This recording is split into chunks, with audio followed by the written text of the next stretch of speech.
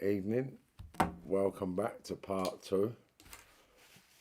Marvin Herbert's story, and the trauma begins.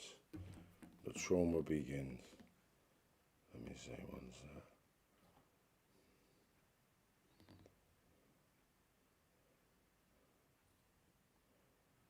Discover amazing second-hand fashion deals on the Vinted app.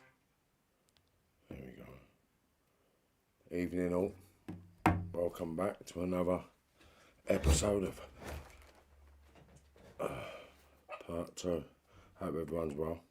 So yesterday, well, first and foremost, what we're going to be discussing is just the mindset, right? So the reason I'm doing these posts and the reason why I'm telling these stories, right, is so the youngsters that are watching it absolutely see the stupidity in the actions and the consequences.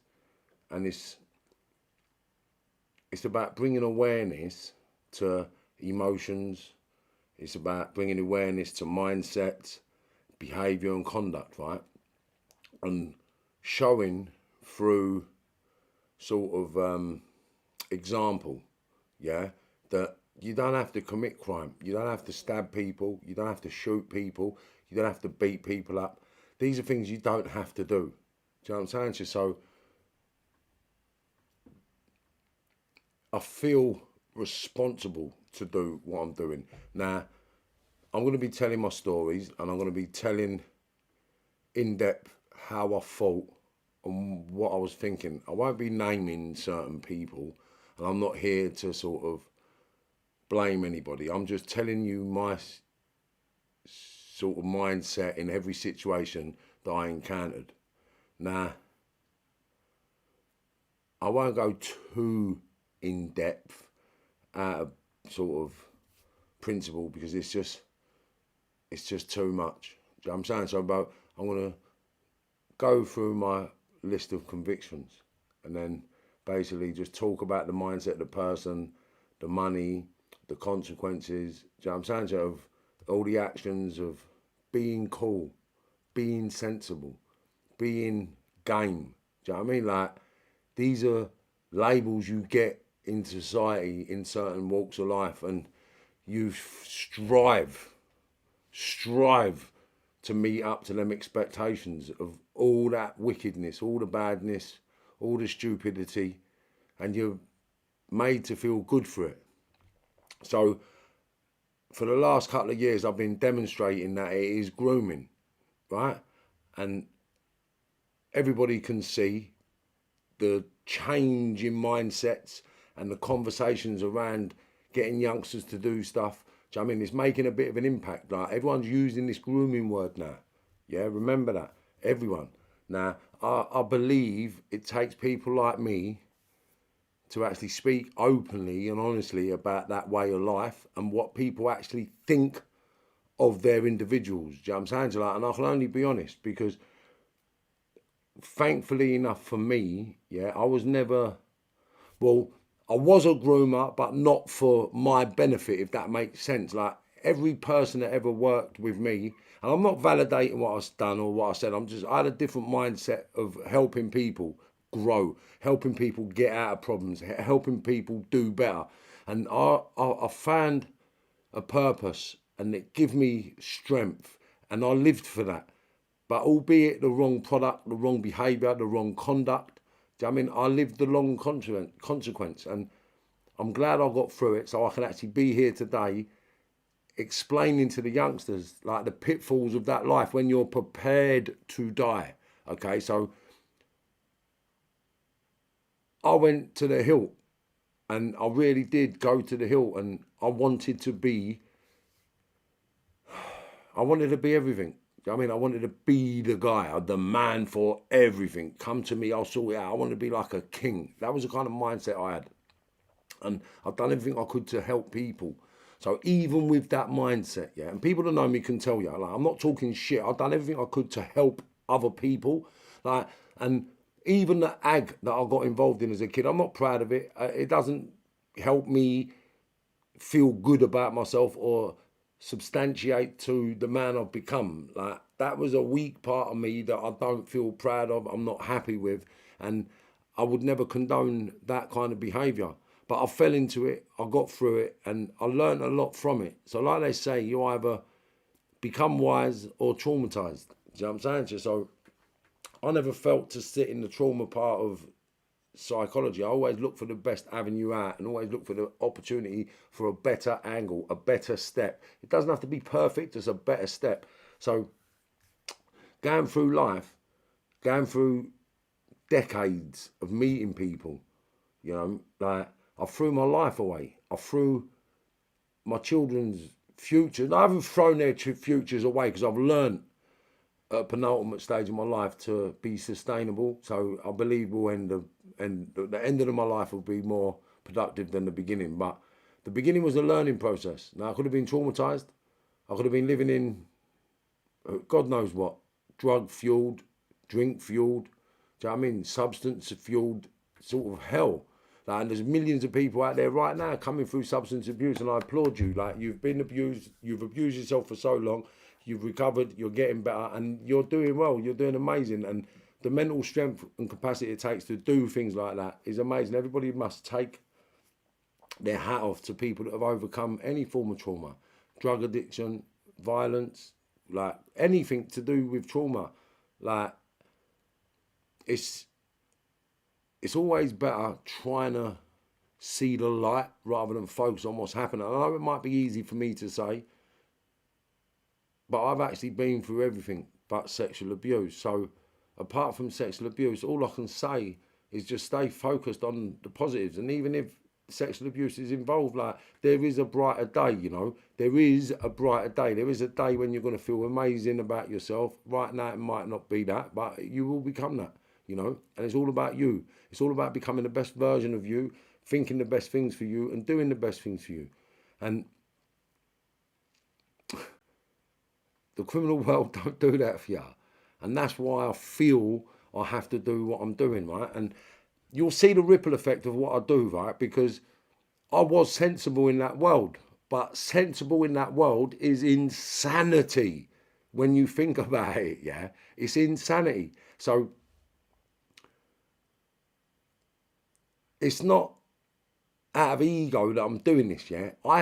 It's not that I feel embarrassed, yeah? Because I'm strong enough and powerful enough to actually hold my hands up and say, I made a mistake and I believed in something that isn't real, and I committed my life and threw my future away for my children and myself in a better capacity than they've lived, right?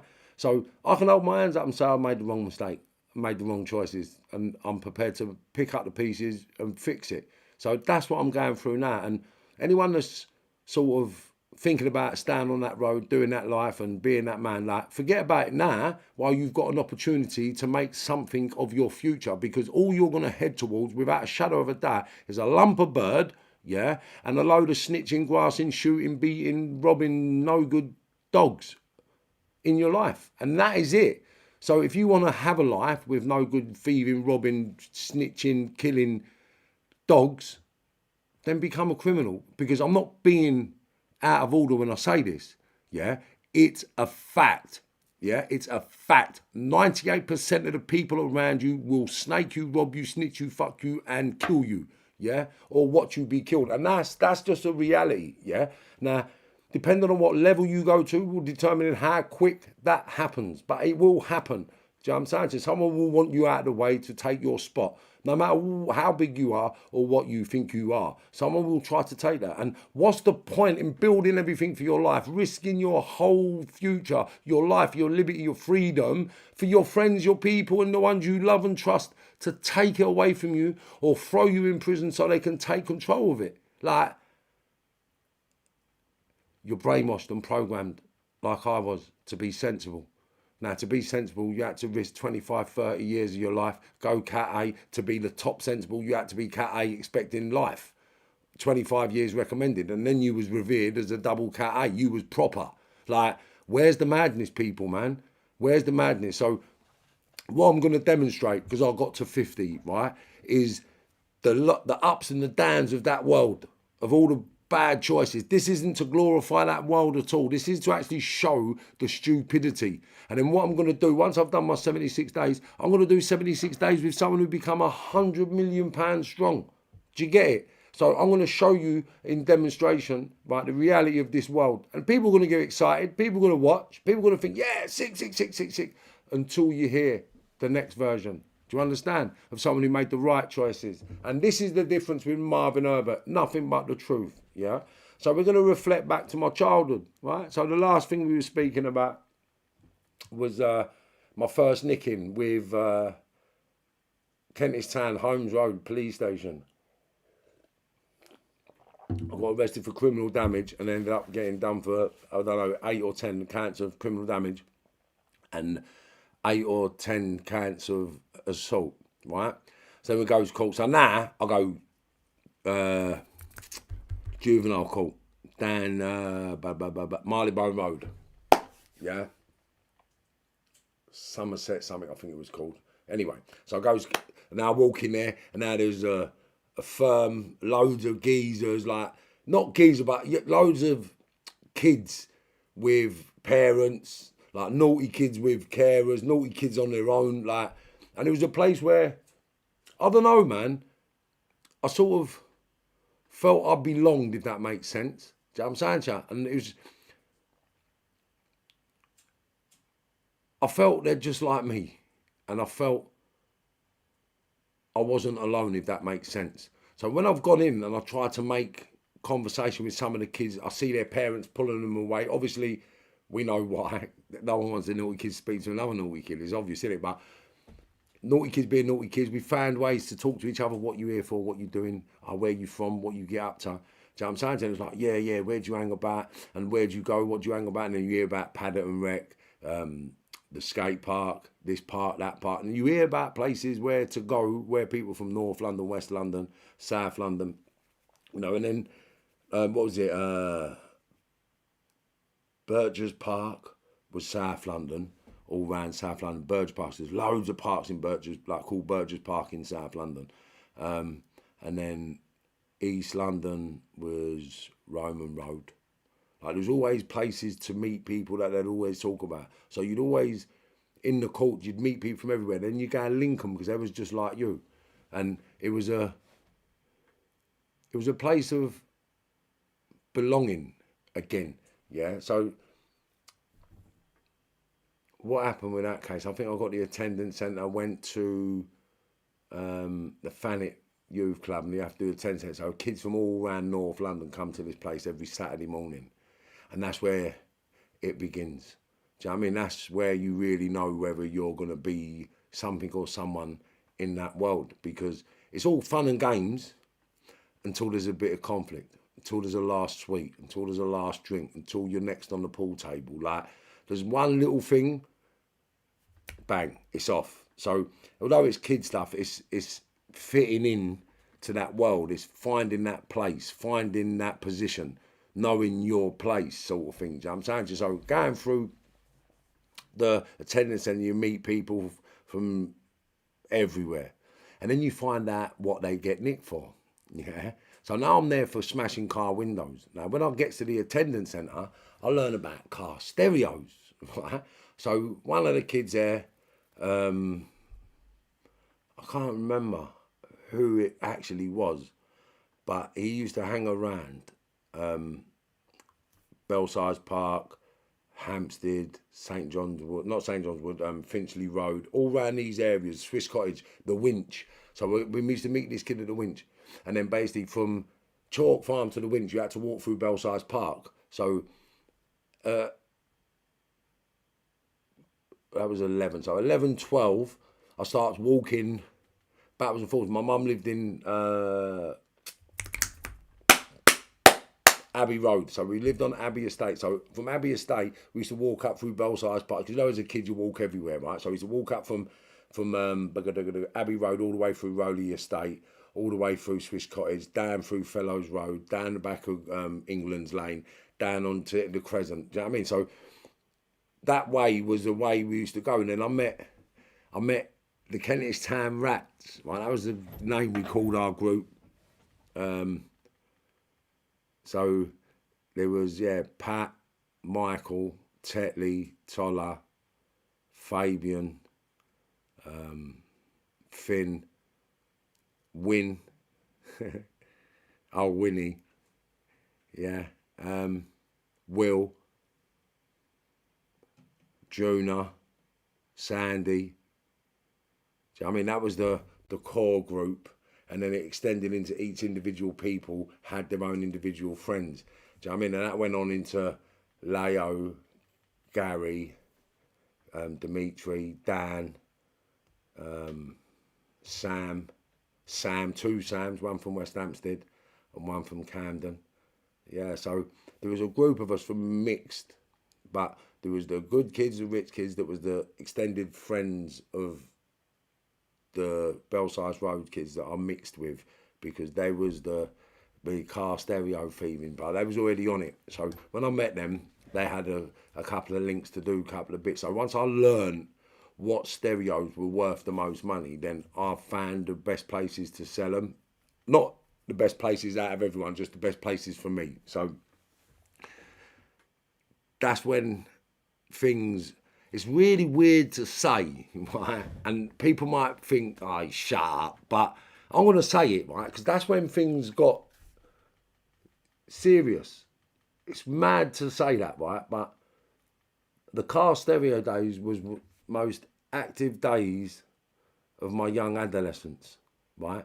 And that was walking from basically Abbey Road to Kentish Town, from Kentish Town to Hornsey, from Hornsey to Holloway, from Holloway back to Kentish Town. It was like a mad circle we used to walk and pedal, not motorbike, it was BMXs, roller skates. We used to just get about everywhere. And then that was like 11, 12, and that was my circle. So that was where we used to walk and look for car stereos. And we used to go out with our rucksacks on.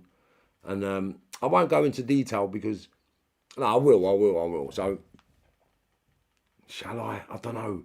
Because I won't go into detail because it's going into the movie, yeah? So I won't go deep into detail about how we used to do things, but this is facts. And when you see the stories, the books and the movies, you'll actually get it. But this is anyway. So basically, we started snicking car stereos. And you might think car stereos, what's that all about? Yeah, me. But there was 3 car stereos we used to focus on. And it was a Blair Punt New York, a Blair Punt Toronto, and a Pioneer 9010 or 90 something, right? There were 3 stereos and they was all guaranteed 100 quid or between 140 quid. So depending on who you sold your gear to, you'd get up to 140 quid or £100. Some places they wanted the amps and you'd get 140 with the amps. Other places they didn't care about the amps and you get 100 quid. So 100 quid, 120 quid, depending on the New York, the Toronto or the other one, right? So everyone used to go out nicking their car stereos, doing what they do, right? So it got to the stage, right? And I'm not even joking. So just imagine you get 100 quid a stereo, right? So I'd wake up in the morning, I'd leave my house, I'd walk up and I'd have a bag, a pocket full of spark plugs, right? And now say, where am I going? So I wake up, I'm in Abbey Road, I'm going Agar Grove, because Mark Fowler, right? So I used to hang about with a guy called Mark Fowler, right? And he used to live on Agar Grove. So I used to go from my house to Mark's house, right? Now, I used to go over there just to hang out with Mark and play out with Mark. And who else? Who else was over there? Anyway, so I used to go over there. So the walk from there to there was a couple of miles, but the spark plugs in the pocket. So we'd set off in the morning and I'd go. And then all the car stereos that I've seen, I'd see them, yeah? And I'd see them and I think, right, that's that. So then if I went up one road and it was, I won't go into it. So basically what I'd do, I'd nick the car stereos, right? And then, yeah, because I don't want to go into detail with what we used to do because it's proper story for a movie. It's sick. But anyway, so we used to nick the car stereos. Say there was 3 car stereos on the road. I'd nick the 3 car stereos. And then say on every road you go on, there'd be 2, 3, 4 stereos. Do you know what I mean? And if you, I'm not even lying, right? So if you go from Abbey Road and you walk up Fairfax Gardens, Goldhurst Terrace, and then you walk up Belsize Lane, Belsize Avenue, do you know what I mean? And then Mansfield Road, and then Roderick Road, all the roads off of Mansfield Road, all the way up, right? Now, these are all middle-class houses that have all got BMs, Mercedes, right? All around Belsize Avenue and Belsize Park, England's Lane, all around there, right? So you had all the top-end motors, because that's where all the middle-class people lived. And I'd say 1 in 3 cars had a £100 stereo, or say 1 in 5 cars, right? Just to cut down the statistics, right? The figures. So 1 in 5 cars had a £100 stereo. Basically, that's how sick it was in Hampstead and Belsize Park in the mid-80s, late 80s, right? Mid-80s, early 80s, mid-80s.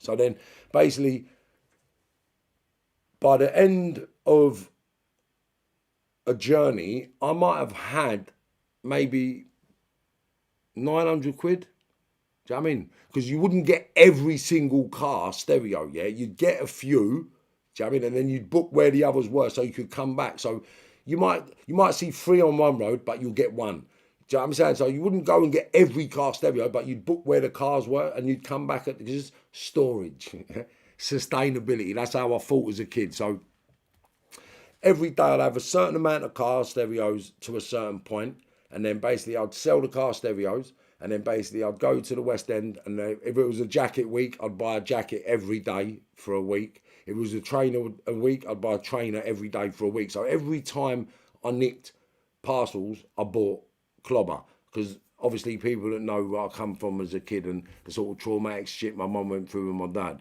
and that's left us in a pickle. Like, I felt very responsible for being the man of the house. So I had to sustain a lifestyle and an appearance and fit into a certain circle. And 11, 12, 13 years of age was where the position started getting moulded. And as sad as it is, like, I actually felt important in them days. I felt someone special. I felt like I was doing something, but I was growing. I was looking for avenues. So basically, it's out on my platform. I've done a brief podcast with Chris Berglighter, and Chris was like an older version of us. He was like the older. I'm not sure how old he is. He might be coming on 60 now. But when we were kids, he was the man that used to do all the. He used to want all the cars. So we used to get loads of cars for him. So after, when we're nicking the car stereos, we're making loads of money. Like, and I'm talking loads of money, and I'm not even exaggerating. I'm really not exaggerating. Like, at 12, 13, 14 years of age, I think we was wearing Woodhouse, shoes, boots, chippy gear, Chevy on. Like, it was crazy label gear. Like, you don't hear about it now. But it was like £360 jackets, £300 shoes. And that wasn't at 11, 12. That was like 14, 15, 16. But this was where we were going. It was mad. Yeah, it was mad. So as a kid, I had all the sort of, what did I wear? I think it might have been Fila or Lyle Scott, right, with all the oysters, and it was just mad times. So I'd nick all my car stereos, go down the West End, and I'd do everything in the West End. I know all the oysters, all the thieves, all the whatever, down Berwick Street. Everyone knows Berwick Street. Do you know what I'm saying? So I used to be down Berwick Street and just grafting. All the oysters used to walk through Berwick Street, so I used to buy whatever gear I needed that was hooky, that was the top end gear, out of all the money that I used to nick on the car stereos. And that was like a daily routine with car stereos, right? Yeah, so car stereos, 13, 14, yeah. So that was, yeah. So the hip hop, because it was just before the rave days, right? Just before the rave days. So around these days, we used to be hanging about. I used to go over Kilburn a lot as well, funny enough. So I used to nick me money with Belsize Park and Hampstead, Kentish Town, with all the people that I sort of grew up with. And then I'd pop over to South Kilburn, Chippenham, and hang around with the boys off Abbey Road, and Matey, Jason, Gary, Stephen, Paul, Michael. So many people. Many dead now, to be fair. Do you know what I'm saying to you? It's mad. It's mad. And everyone. Do you know what I mean? It's crazy. Anthony, Dean, Bert, Stephen. Like, it's just never ending. George, Neville, Ernest. Like, it's just next level. It's next level. Like, all these people, like, from everywhere, and they've all gone on to be exactly what they were meant to be and achieving goals. But some fell off, some are in prison, some are dead. And this is the journey. This is the life. This is what people do.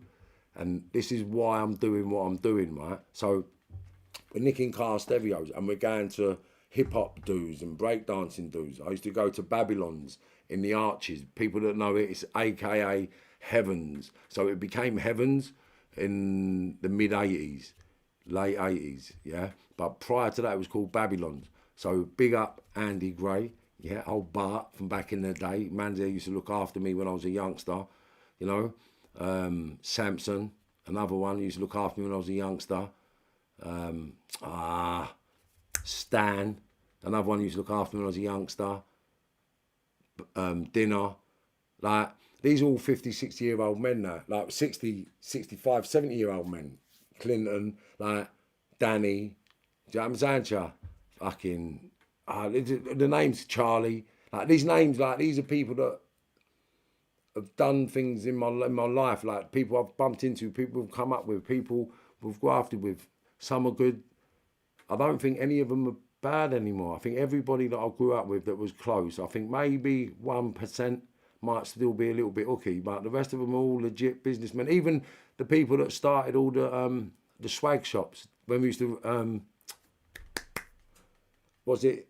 squat all the swag shops and that, do you know what I'm saying to that? Squat the shops down the West End and then sell gear from the shops. Like, they're coming later on, trust me, but I've got stories and we're going to show you where the sensible people really went and the criminals went. Do you know what I'm saying? Because the sensible people are still there, they're living life, and I won't name them, but people know who I'm talking about when I talk about places and products, right? So I'm not going to name people because certain people don't want to be in the limelight, although they've played a significant part in my life and my journey.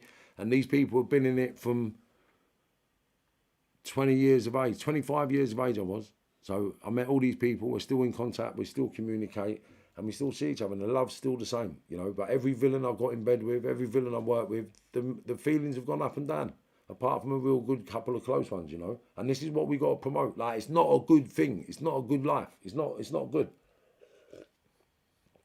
Now, don't get it twisted. When I was 12, 13, and I was earning maybe, just to be sort of realistic in perception, right? Just say I was nicking 900 quid a week, right? And that's just 900 quid a week. And when you think about that, yeah, in the 80s, yeah, for a kid, yeah, 12, 13 years of age, yeah, to be earning 900 quid a week. And this is me being conservative. I'm not even exaggerating. And people that know me, that was doing it with me, will be saying, listen, he's not talking shit. We done it. And there's certain people that are in positions now, and then you think, rah, no wonder you're in this position. Do you know what I'm saying? Because it's not a joke. I'm not lying. I'm just letting you know that the levels you've got to go to acquire the shit, yeah, that you acquire, the problems that you acquire, the loss of life you acquire or you experience. Do you know what I mean? Like, all this sort of stuff, prison, death, trauma, it's happening if you're a criminal. It's going to happen without a shadow of a doubt. Now, in a normal life, you will have trauma. No, without a shadow of a doubt. Yeah, but it's bearable trauma. It's bearable situations that you can deal with, you can get through, you can handle. Yeah, but when you're locked up or when you're stabbed up or when you're shot, yeah, that's not bearable. It's not conceivable. Do you understand? That's like life-changing, threatening, all the sorts of nonsense you can ever consider, right? So the lifestyle of a young criminal nicking car stereos, right? Like, now, people that know these places, people that know these situations will relate. Do you know what I'm saying? So now, I'm not here trying to blow my smoke up my own arse. I'm just trying to say, yeah, that I push things to the limits. I push things to the levels. And I actually weren't scared to die every day of the week, no matter what was going on. And everybody that knows me can tell you that there was no fear in this kid. He was a lunatic. Like, I was known as a lunatic, and that was it. And I'm not proud of that. What I'm trying to establish to people is this: I had to be. Do you know what I'm saying? So if you're choosing to go down that road, yeah, and you're sane mind and body, like, get off it. It don't make sense. Like, I was literally a traumatized kid, yeah, with violent tendencies that fell into lunacy. Do you understand? Like, I was a lunatic. I never see it when I was a lunatic. When people say he's a lunatic, he's a nutter, I just think, what are they talking about? I'm just doing what I'm supposed to do. Although doing what I'm supposed to do in the criminal world was correct. It was right. But to consider doing it every day happily, like, come on, man, that's just lunacy. And it's only standard, right? Standard. So we'll start this one again, right? We started this one in the late in the 80s, early 90s, right? So the word standard procedure, right? So everything that went on was standard in our sort of world, right? You're getting up, you're going out, you're robbing, you're stealing, you're getting a bit of ag. Yeah, if someone gets cheeky, it's standard that they get stabbed, beaten, or taught a lesson, right? That's just standard behaviour, standard procedure. These are things that created life-changing trauma for people. These are things that ruin people's lives, like, and it started, right, with a small white spark plug. Imagine that. So this is why I'm trying to establish to these kids, yeah, don't worry about being this guy, yeah, just focus on what it takes to be that guy. Because I'm telling you, if I'd have known what I know now, there's no way in a million years I would have entered into that world. I actually believed I'd be a millionaire 2-3 years after I started. And that's being real. When I started being an armed robber, I thought, yeah, I'll give this 2-3 years, I'm out, and I'm in a different country, I'm doing X, Y, Z. And that's what I believed. I'm telling you. Same thing with the drug game. As soon as you get in it, you think you're going to crack it for a couple of years and you get out. That's what they all believe. Trust me. Yeah? And ask them. Ask them. I'm not joking. Go and ask the biggest person you know who's in graft, yeah? And ask them the same question. It's not even long. It's not even long. It's not even long, mate. Yeah? I don't know anybody that's happy at the top of the criminal world. Like, they might pretend to be happy, but deep down, they don't know whether they're going to last another day. They don't know how long they're going to be away for. They don't know who's plotting to shoot them, stab them, kill them, take over their organisation, take over their life, take over everything. Because it happens. It happens. And it happens to the biggest, the baddest, the worst. The mad thing about it is I've experienced all of it at every level, mate. So why would you want to be a part of that? So that's my narrative. Why would you want to be a part of that? Marv's telling you the truth, mate. Nothing but the truth. And it's real. And it started from a spark plug. And I got to the top of the ladder, right?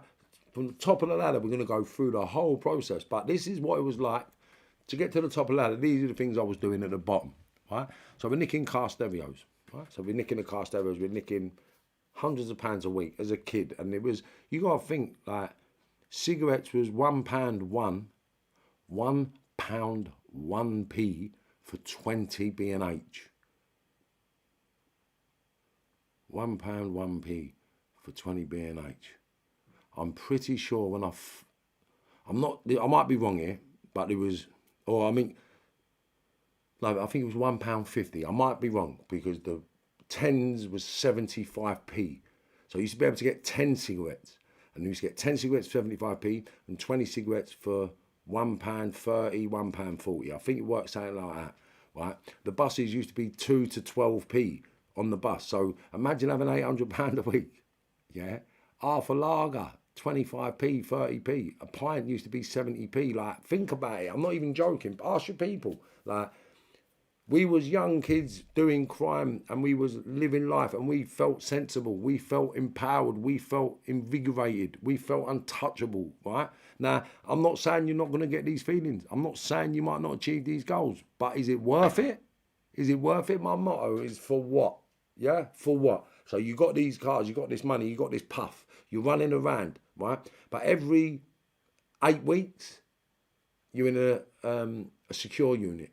Do you know what I mean? You're on a detention centre. Do you know what I mean? You're in Borstal, DC. Do you know what I mean? Like, these are things that are happening. Then you get put into a secure unit and you have 6 weeks, 8 weeks in this gaff. I used to have to go to Wales, Cumbria, all these outward bound places because of my behaviour, right? So you're away from your family, you're away from your friends, you're away from what you love all the time, you're under restriction. Do you know what I'm saying? So you go back to the same area, and what do you do? What do you do? You don't try to make things better. You dive in head first, straight back to the same shit with the same people doing the same things. Yeah? 8 weeks later, what happens again? Do you know what I mean? Like you're nicked. You go to another attendance centre. Then you get community service. You go to community service. You meet some more villains at a higher level. Do you know what I mean? Because community service is when you're over 18, I think. I'm not sure. Or over 16, right? So once you turn 16, you go up a level in crime. Do you know what I'm saying? So we're not going to jump forward to 16 because we've got to stay with the car stereos. Because after the car stereos, we go into the cars. And once we get into the cars, yeah, that's when the drugs start. Do you know what I mean? So you got to think about it. 12, 13 years of age, yeah, we're nicking car stereos. 13, 14, we're nicking cars. Right? And that's when the Class A started. And it's not even a fucking joke. And these are older people telling us, here, mate, this is better for you. Go on, crack on with that. Do this, do that. And telling us what to do and how to do it. Now, and I'm not saying they were bad people because they wasn't. They was trying to give me as much money as I could get. And they was trying to help me to get where I got to. They was getting money, they were getting paid. And everyone would thought when I call this shit grooming, yeah, I'm not saying everyone's actually going out purposely doing it, yeah. What I'm saying is people should be waking up now. Wake up now to this shit because it's grooming. That's what I'm saying, yeah. So if you're not waking up now, that's because you're desperate, yeah, and you need that money. But what I'm saying to you, it's going to end in tears, yeah, because it's going to end in tears. It's going to end in tears, and then you're going to blame the youngster, yeah. You're going to blame the youngster. That's what's going to happen. Like, stop this shit, man. We're grooming our youngsters to do badness and go jail, yeah. It can't happen, bruv. Like, why? Why? Let's groom them to be billionaires. Let's groom them into businesses. Let's use whatever resources and readies we got to put them through college and university. Get them off the road. Like, come on, man. This is where Marv's going, yeah? 2022, and you're going to see what we're going to be doing. And it's slow, it's methodical, but you're going to see the results. And like they say, you get one kid away from crime a year, you're succeeding, yeah? You've achieved the goal. So if I get one kid a year, I'm doing amazing. Watch what we get by the end of the year. That's all I'm saying. Because the reality of it is this, yeah? If these youngsters can't learn, yeah, from what I'm telling them on this live, on these stories, then they need professional help. Do you know what I'm saying? Because the kids I'm bumping into on the road, they can't thank me enough for inspiring them not to be on the road. Do you know what I'm saying? And waking them up to them elders, saying, bruv, I never even see it like that, you know, but you open my eyes, unks. That's why I'm getting called on the road by bare strangers, yeah? Uncle, what you're saying is real. I can't believe it. Like, I'm not doing this shit no more. I'm going here, I'm going there now. I don't care how many turn their life around. Yeah, I'm just glad they're listening. And the more they listen, the more they're going to talk. The more they talk, the more people are going to hear. The more people are going to hear, the quicker we're going to have change. So the lifestyle, the expectation, the want, the worth, the love, what's it all about? What's it all about? Yeah? So we're running about. We'll go back 12, 13 years of age, mate. 12, 13 years of age. £900 a week thinking, where the bollocks? And this isn't mythological. It's crazy because when I say the drugs come in, right, that wasn't when we first started taking drugs. No. And I'm not joking. Drugs came in after the cars in a selling mode, being able to sell and graft with, right? But at 11 and 12, right, I'm not proud of it and I'm not gloating. I'm telling you, yeah, I was smoking crack and heroin for fun. And I'm not even joking, for fun. Like me and my mates, like even to the point where we'd go out and chip in and get 2 ounces and then just sit in the house for a day or two, 5 or 6 of us smoking crack. I'm not even joking, I'm telling you. And then when heroin got introduced by one of the older lot, jumps out, nah, I won't name him. Yeah, I won't name him. We'll just call him G, my older lot, G. Yeah, right. He introduced it to me because I was wired one night and I was going nutty. And he went, "Come here, Marv, what are you doing?" I said, "Ah." He said, "Yeah, have a bit of this." I said, "What's that?" He said tackle, and I never knew what it was. So I've just smoked a bit of this tackle, and next thing you know, I'm not even angry or wired. I'm cool. I'm like, oh. A couple of minutes later, I vomited, but then I felt sweet, and I was like, yeah, that's all right, that's all right, that. Because this geezer I looked up to, everyone in our manor looked up to him like he was someone sensible. So he done it, I've done it. So when I started doing the crack and the sniffing with my little 11, 12-year-old mates, and we're all getting wired, no one knows what to do, everyone's at the curtains, everyone's doing all the bollocks, because everyone don't want their mums to find out, you know what I'm saying, you get paranoid, right? I was like, what are we getting paranoid for? Yeah, I'll have a bit of this. And it was just a progression. Some people got stuck, some people never. Fortunately enough for me, I never really got stuck on anything, but a few of my friends did.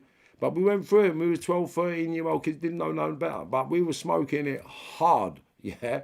And I'm talking the end of every day. Like, it started off end of every day, we'd end up in Ollie's house. Big up Ollie, yeah? And we'd just be puffing, like, and we'd playing cards, blackjack, and we'd gamble our car stereos, right? So we'd lead up, there'd be 5 or 6 of us, 7 or 8 of us sometimes in Ollie's house, playing cards, gambling, our car stereos. Do you know what I mean? So sometimes you walk out of there with 5 stereos, 3 stereos, 6 stereos, no stereos. It was hit or miss, but you're walking out of there with readies or not, right? So we used to play cards, and then we started sniffing, piping, booting, all of us together. And then we all started growing. Everyone started doing different things. Do you know what I mean? Some have gone on to be artists, barristers, sort of politicians, members of like whatever. But we was just all naughty, experimental kids doing all crazy shit. Do you know what I'm saying? And all of us have turned out all right. Do you know what I'm saying? But we've all been traumatised. Every one of us has been to the brink of death. I don't know anybody that I've grown up with that have not experienced a close death, near death, or death. I don't know. Everyone's been traumatised to a point where they've had to change their life. Do you know what I'm saying? And it's not even a joke. It's not even a joke. So the reason why I'm telling my stories isn't to glorify what we've done or how we've done it. It's just to express the trauma that is created. Like, I'm not going to go into it now, but I will go into it. My pals, like 15, 16, 17, like their girlfriends battered, like, and I don't even know if they're still facing trauma from them incidents now. My pal's mum's beaten up, pal's dad's beaten up, like it's next level, like people traumatized, tortured, beaten, shot, stabbed, like for what? Like that's what's coming, and I'm not going to go too much into detail out of respect for the sort of victims and stuff, yeah, but I'm going to enlighten you with the seriousness of what our normal was and what it starts from, okay? So remember, yeah, always remember, it started with a small white spark plug, yeah, a small white spark plug, a chip of a spark plug, right? Now, I can't speak for everybody. I can only speak for me. I can only tell you my reality and where I come from, where I've been and what I'm doing. Now, 12, 13 years of age, it was hectic. The Untouchables was flying about, yeah? Big up the Untouchables for instilling so much into me. That was another group of people. Do you know what I mean? Another group of people. Like Nana, Ernest, George, Neville. The names will come back to me in a minute. Yeah. Earl. Yeah.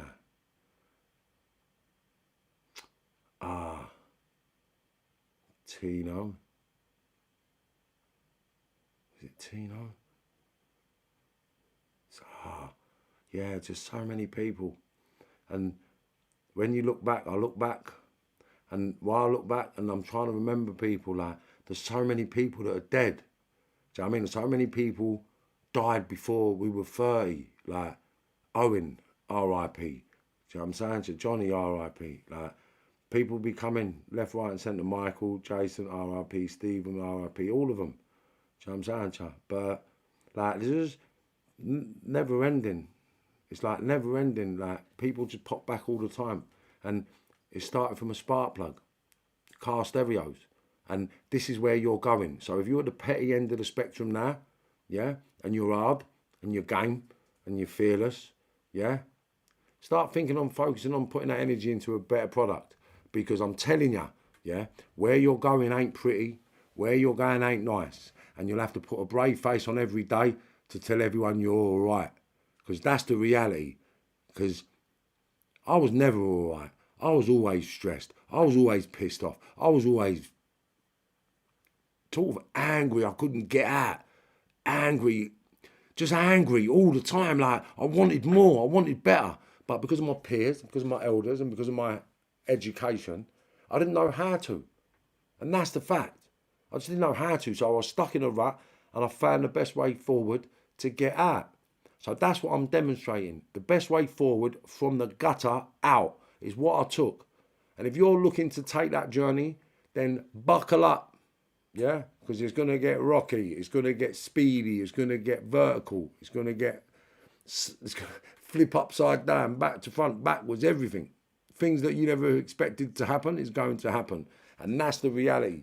Yeah? So part 1 was yesterday. Part 2 was today. Yeah? We're going to just go into a couple of me trusted listeners and followers and give you all a little shout quick. Miguel Sprax. Yeah, we're nice, Miguel. Jen's back again. Artism, Joanne. Yes, cuz. Is that because of Joanne, yeah? Come on, cuz. Come on, cuz. Now then, I'll be up soon as well. Give my love to everyone. And I can't say enough, man. Please get Uncle to call me or message me or send me a text, man, or send me his number. I keep wanting to apologise, and it's like I want to hug me uncle. Do you know what I mean? I miss him, tell him. Yeah. Autism. How you doing, my brother? Yeah, come on, we're doing good. Jeremy, Pat, John, Anthony, Luke, Pat, Jill, Luke, Daniel, Jill. I don't know what these things are, but these things come up all the time. Let's snort some cock and have fun. Wow. Some people come on here and say the weirdest things, you know. They really do. Like, I really don't understand some people. Like, I see the chat sometimes and I just think, wow. It's crazy. I like that one. Martha President. I wish I could be Prime Minister, mate. We'll change some shit, man. Easy, Jim. Is that Jim McDonald? My Jim? Yes. Big up, Jim.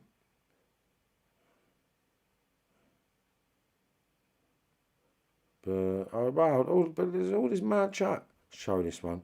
Because I don't know what this show stuff is. You try to go straight and you'll get fucked over by straight people. Yeah, but you know what, yeah? Rather than get learning. So I had to get robbed to learn what I'm learning. And like they say, you either create wisdom or trauma. I'm fed up of creating trauma, so I'm learning from everything and finding the best way through it. And that's it. We don't need to fight people. Don't need to kill people. Just learn. Learn how not to do it again. Start again. It don't take long. 18 months. 18 months. Right. There's a funny thing about love. The more you give, the more you gain. There's funny about hate. The more you give, the more you remain the same. It's true. Yeah. Jen. Come on, Jen. These little philosophies from Jen there, man. Wicked. Proper big screen. Come pioneer big screen. Come on. Spark plug enamels. Used to break windows with little noise. Come on, boxing fans. Yeah, removal. Yeah, there's a quick release. There were the stereos, man. There were the stereos. Quick release. But, I'll tell you a story. There's a blinder. Right. Now, Hassan, right, he's a trusted friend of mine now. Right, but he used to work for his dad in a chip shop, right? Now, this is a wicked story. Now, we're still friends today, and this is no malice, and he laughs when we talk about it all the time, right? So, basically, the Blue Sea Fish Bar, Queen's Crescent, right, is the wickedest chip shop in everywhere, like, not even in London, you won't get better chips, yeah? I'm telling you, you won't get better chips than the Blue Sea Fish Bar, I'm telling you. So, I don't eat unhealthy food, but I'll go to the Blue Sea Fish Bar, right, at least once a month, twice a month to get my chip roll, yeah, and it's unreal, yeah. I get a chip roll, right? Anyway, so Hassan was, I think he's a couple of years older than me, yeah, a few years older than me, maybe 5, 6 years older than me, I think. I'm not 1,000,000% sure, but when we were kids, he worked in the chip shop with his dad and his uncles and all that, yeah. So he had an XR3, yeah, he had an XR3, top of the range. He was like sick, Pioneer pull-out, yeah, sick, right? So everyone knew whose car it was and what stereo was in it, yeah. So every day you'd see his car, because it was a convertible, yeah. You'd see his car and have a look, see if the stereo was in it, and his stereo was never in it for time. And then one day I walked past, yeah, but the cars, if you, where the Blue Sea Fish Bar is, it looks out, I think it's, I'm not sure if it's Marsden Street or something like that. It goes down to Will Street School. So the road that goes down to Will Street School is right facing the Blue Sea Fish Bar. And on the corner, yeah, was where he parked his XR3, where he could see it, everyone in the shop could see it, and no one would have the arsehole to rob his stereo. But everyone knows the Pioneer pull-outs, yeah? So with the Pioneer pull-out, you could nick the stereo here, yeah? And then if you knew where another Pioneer pull-out was, then you could go to that car where the stereo wasn't and get the case. So you could always get the back and the front, right? And that was the mad thing about the car stereos when we were kids. So his car's parked right outside, on the other side of the road, but right in direct line of the chip shop. So no one's going to smash his car window and take his stereo, right? But there's only one Marvin Herbert, yeah? So I've walked up, I've seen the stereo, and I thought, fuck, shit. And I've looked up, and I've seen him, like, I've seen him looking, yeah? So he's clocked me straight away, and he's like, oh, what's he going to do? So now he's watching me, but all the other staff are just getting busy in the shop. They're not worried about the car stereo. They're not worried about the car. They're just working. So they're just busy around him, but I can just see him watching me, yeah? So I thought, do you know what?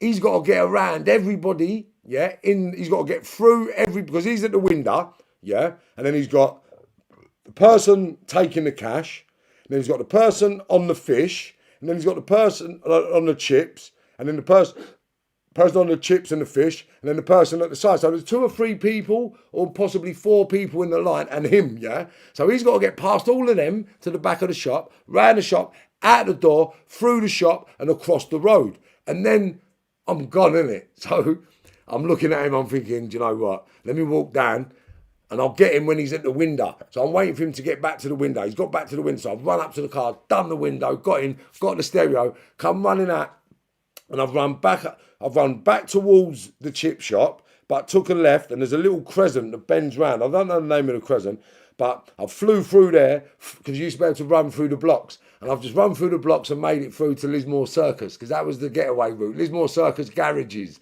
So everyone knows about the garages in Lismore Circus, yeah? And that was like the heading point for getting the chase, right? So I've made it there, got to this thing, put my stereo down. Big up Rudy, yeah? Rudy was the man in the Crescent when we were kids, used to buy all our stereos of us, yeah? So, yeah. That was the highlight. The highlight of my day, that. And then basically, old ass, that was it then. He had it in for me. I'm telling you, for years he chased me. Not for years, but I'll say 2 years. And I'll tell you when it changed. I was 17. 17. And I just got out. I will get into that. We'll get into that. Yeah. Mad. That was a fast forward. See, my brain just fast forwards to things. But yeah. Sick. The car stereo. So he chased me for, so what was I, 12, 13, 14, 15, 16, 17. So he chased me for 4 or 5 years, yeah? And this is screeching up, jumping out of a couple of his mates, you know what I'm saying? Because he's a few old years older than us. He always had his mates in the car the weekend, so he'd screech up and chase us, you know what I'm saying? So that went on for years, never caught me, though. And then, we made up years down the line, and he was sick. But yeah, that was a Marvin Herbert story from car stereos. But the car stereos in general, mate, was the gateway to the criminal world for Marvin Herbert. So what I'm demonstrating is the gateways into more serious offences, and to keep your eye on your youngsters if they're involved in these similar things, right? And then the good thing about me is you're going to hear it a lot sooner than you think. So like the drug dealing tips and like hiding places, all that sort of stuff, like I'm going to give you all that stuff, man, because this is what you need to know, man. And it's like kid stuff, but it's kid stuff adult needs to know. If you don't know, like, you'll get to know, like, and you'll know it, because even having an argument with your kid, do you know what I'm saying? To like, you know when there's something wrong with your kid. Do you know what I mean? But you don't know what's wrong with him. You don't know what substances he's taking. You don't know what, if he's smoking weed, whether he's sniffing, whether he's taking all this pharmaceutical, legal highs. Like, that is mad right now for these kids getting high. And all this ketamine, come on, what is all this about? And look, do you know what? I've had my own personal experiences within my family with all these sort of things, young and old. So I'm no stranger. So I can talk openly and honest about these things. And the young kids now, come on, man. Like, we got to get a hold on shit, yeah? There's like a lost generation of kids right now, yeah? Because all our parents, for all the 90s kids, yeah? Like, there's a small selection of them that are good, but the majority of them, where I know where we're from, they're messed up, mate. Even the good kids are messed up. So they're messed up dealing with trauma that they've had to get through because of their parents. Like, we was all reckless. And I'm only talking about my small circles and my landscape and my environment. But as small as it was, it had a big impact. Not just on my life, on lots of people's lives. And it's only fair for me to demonstrate certain things and talk about certain things from the smallest level up to the highest level. So you can pay attention. Your kid could be earning lots of money, like doing crooked things. Like, I don't know what the in thing at the moment is now, but I do know there was a mad thing with this spice and all these legal highs these young kids are getting involved in. And that's when you're going to move on to worse things. Do you know what I mean? Bigger and worse things, more problems, more traumas. Do you know what I'm saying? And it's crazy. It's crazy. So let me see if there's any questions in here. Let me see. Oh, no. Where's that charger? That's dead, so I'm going to have to wait for that to charge up now. But yeah, it's just the things that people do, the life that we lead, and it's just crazy to think. Like, at 11, 12 years of age, right? 11, 12 years of age. I'm not saying it to sound big or smart, yeah, because don't think your 11, 12, 13, 14-year-old kid, if they're at it, then they're at it, man. Don't overlook these kids at this age. Don't think they're not up to no badness. And me personally, yeah, I'd have piss tests. Like, I'd piss test my kids in these day and ages now, just so I know. Like, people say, oh, you can't do that to your kids, but why not? Why not? Do you know what I'm saying? As long as you know what they're doing, as long as you know what's inside of them, you know how to deal with them, you know how to help them, you know how to cope. Do you know what I mean? And we need to sort shit out. We need to be aware. We need to safeguard our youngsters to perpetuate the species. And the only way we can do that is by divulging the seedy side of this sick world of criminality. Yeah, the criminal fraternity. Yeah, to make you believe that they love you. I had a conversation with a young man today, and I'm hopefully going to be showing you pictures of this kid. I'm going to be mentoring him. He's pestered me today about feeling sad and lonely and hurt, and he's been through trauma. He's found people dead, found people hanging, and he got traumatized. And the mad thing about it is, the person that he found was involved in something horrific when we were kids. And I actually said to him, I know the guy, what you're talking about. And like, just so you're aware of karma, yeah? Like, this guy was responsible for this guy done this, and these are things that could have haunted him to make him do these things. And we had an understanding today, yeah? And this guy's going to the gym. So he's going to be positive, and I'm hopefully going to promote him and show you exactly the benefits in listening to Marv's grooming now, yeah? Because it's all about perpetuation of the species, helping these youngsters grow, not letting them believe that love comes from making money. Like, that's what this kid said to me, you know. Nah, he loved me, man, because I made money with him. No. Making money with someone doesn't mean they love you. Know that. It doesn't mean they love you. What it means is you're a benefit to them, right? Because once the revenue stream of money changes, the relationship will change. And test it. If you've got money for any of your olders, yeah, go and tell them you've lost it. Tell them you lost it. Tell them what happened. I lost it. I was getting chased and I lost it. And see what they say. Yeah, see what they say. Now every grafter out there watching this right now will be bummy thinking, I wonder who's going to come and tell me they lost it. Do you know what I'm saying to you? Yeah, watch. Go and tell them you lost it if you're watching this shit. So I'm saying to you, like, and you'll be honest, you see who loves you when you've lost all their money. Yeah, simple. And if you get nicked and go away and you lose their grub, when you come out, they still want that money. And they'll mess you up for that. Like, and if that's love, then carry on.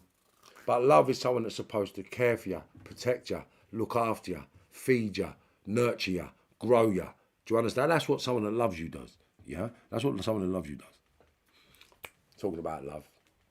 We were talking about being a man earlier, right? So I never understood what being a man was when I was a kid. I really didn't understand what being a man was. I really didn't, right?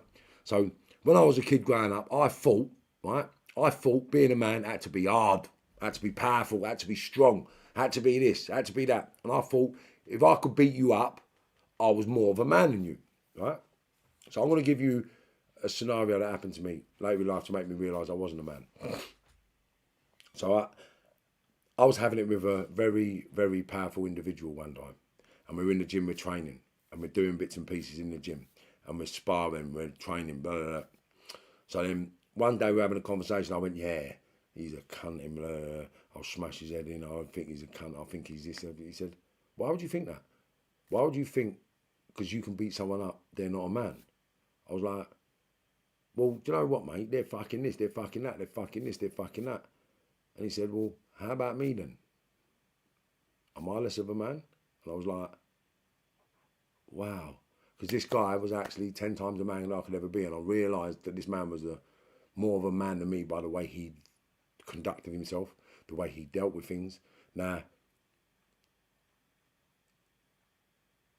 I don't know what would ever happen if it became physical, which I'm saying to you, but it's one of them things that it didn't matter whether I could or I couldn't.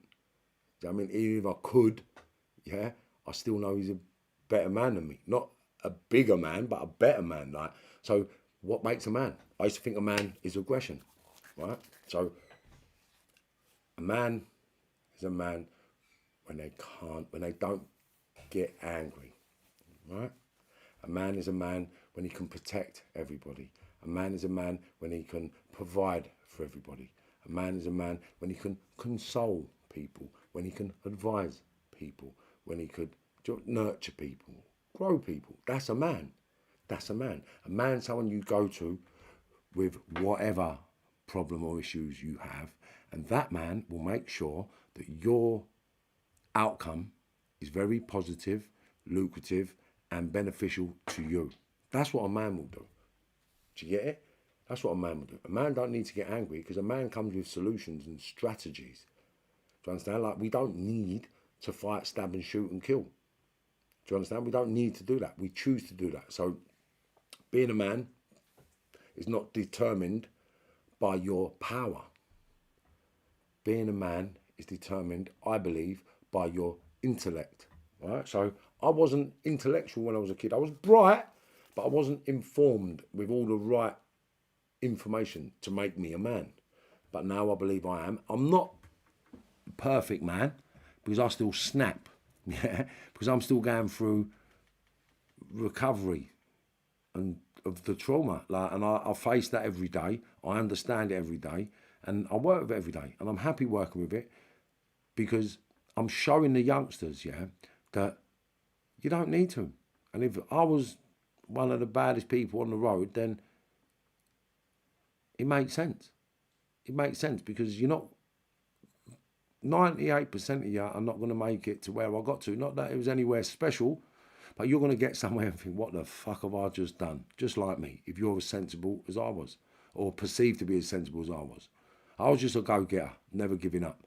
And there's young kids out there right now that have the same mindset, same heart, same goals, right? And they'll sacrifice the same.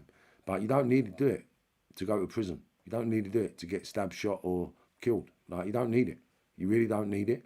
And the mad thing about life is, You won't realise you didn't need it until you get older and you've been through so much trauma. And then you're sitting where I'm sitting, and hopefully you'll be doing what I'm doing. Let's just hope it took 5 years rather than 45, 42. Do you know what I'm saying? So if I can change the narrative over a small space of time and stop people committing crime, then I will. And if I can do it in a faster space and a faster pace, then I will. But I'm prepared to take however long it takes to turn the narrative around and get people to stop grooming our youngsters to making money and starting creating an industry where we can make money. Now, I'm going to mimic something that my pal's doing in America, right? And they do these networking events, powerballing networking events with influential people. I'm going to do mine under the boxing mask. So we're going to do boxing events for certain areas to compete. Do you know what I'm saying? So once they compete on the floor, everyone just networks. And remember, it's coming. Marv tell you that, yeah? And that's where we're going. 2022, networking for our people, networking for our future, networking for a better purpose in life. Do you understand?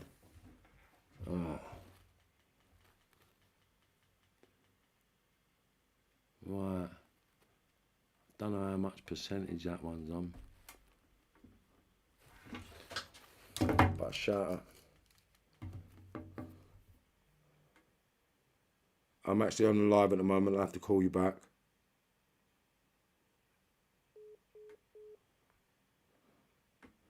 Sorry about that. Where are my people at? See what everyone's saying. So yeah.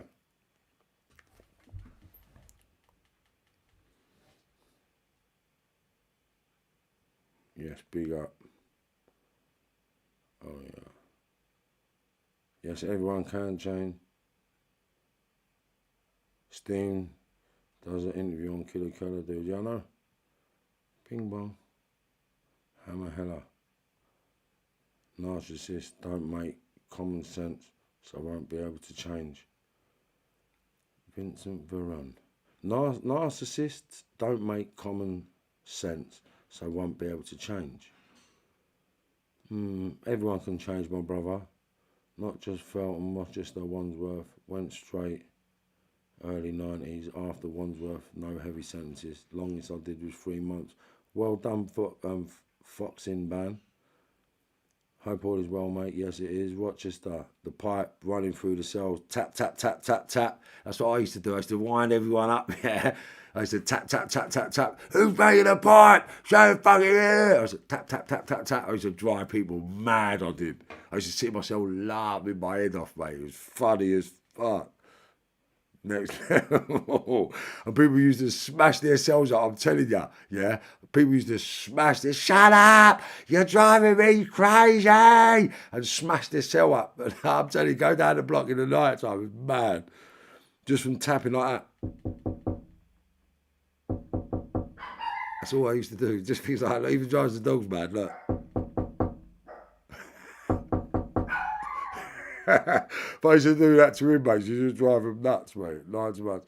Yes, but there are many narcissists. Why don't they have insight and are resident to change and enjoying the nasty?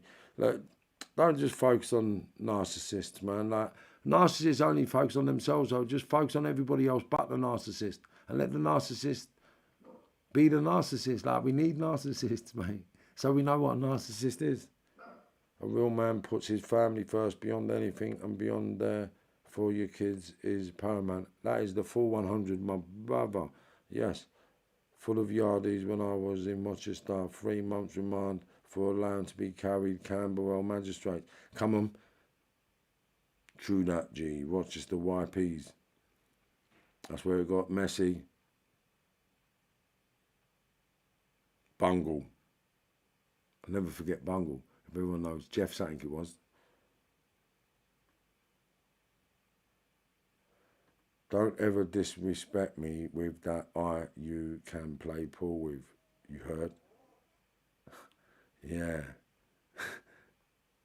Now, I don't know if that's someone who I had a fight with in Feltham over the pool table. I don't know what he means by that. I swear, CAC, all mixed in Rochester. Remand early 90s, yeah. Cat A and C, all mixed, yeah. 4 in a cell. Shit, no, there weren't no shitting in buckets in my cell, bruv. All them days, forget that. Wandsworth was the gaff, though. You know that. We're going to get into Wandsworth. Man, had some tear-ups in Wandsworth. Had some proper tear-ups in Wandsworth, man. Yeah, proper tear-ups. Yes, Peter. Yes, Alan. Phil. 80s and 90s was mad.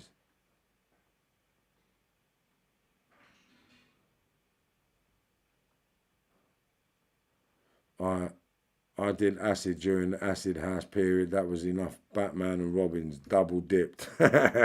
Fox in band. Yes, man. Alan Apache. Yeah, big up. Full of 100 wrong uns. What's this? Good man's worst shit, really. Good man's worst shit, really. Just people like the speakers.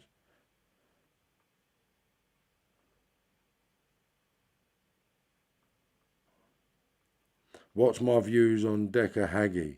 I ain't got none. I ain't got none. I ain't got none at all. Yeah. Low category prison isn't that bad. It's when you go A-cat, his brand tries the time. But all prison's shit, man. Like, come on. Happy birthday from the Sterling Scots, bruv. Positive and love straight back at you, Grant. Come on. And that's what it's all about. Yeah. So we're going to love you and leave you tonight. And then tomorrow we're going to be back on part 3 where we go through the cars that get well, basically with a car, yeah, you get the car. We used to get the car stereos, and then we started getting the cars, and then for the cars we started getting the drugs. So the next episode tomorrow, part 3, is going to be nicking cars. So we started on spark plugs and the car stereos, and we're going to get into the cars and the drugs, and then it's going to get wild. Like, and it's mad. We're only 14, crazy, and this isn't even a joke. It ain't even a joke. And we're cutting out lots of stuff because it's all going to be live in the movies, the series, and you're getting a brief outline of what's going on. Yeah, but I'm telling you, it's not even a joke. Loads of love. Stay safe, stay focused, stay positive. Most of all, stay good and stay real. Nothing but the truth. Marvin Herbert.